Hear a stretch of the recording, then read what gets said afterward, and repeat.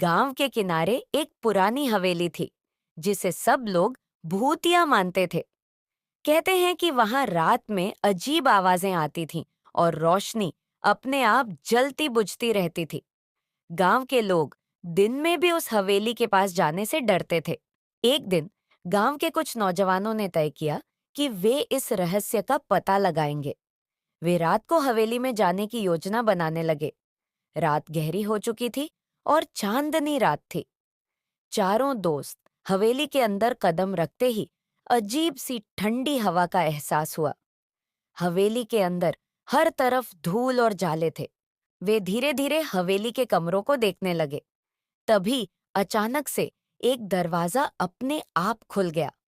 चारों डर के मारे पीछे हट गए, पर उनमें से एक, अर्जुन, साहसी था।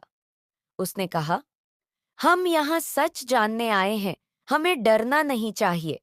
वे सब उस कमरे में दाखिल हुए। कमरे के बीचों बीच एक पुरानी कुर्सी पर सफेद साड़ी पहने एक औरत बैठी थी। उसके चेहरे पर उदासी थी। चारों दोस्त स्तब्ध रह गए। उस औरत ने धीरे धीरे आंखें खोली और कहा, डरो मत, मैं इस हवेली की रानी थी। मेरे पति ने मुझे धोखा दिया और इस हवेली में कैद कर दिया।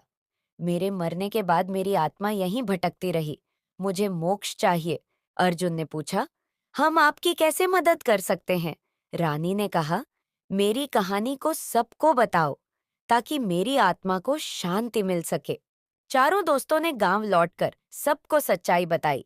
गांव वालों ने रानी के नाम पर एक मंदिर बनवाया और उनकी आत्मा की शांति के लिए प्रार्थना की। उसके बाद से हवेली में कभी कोई अजीब घटना नहीं हुई। रानी की आत्मा को शांति मिल गई और गांव के लोग भी निडर हो गए।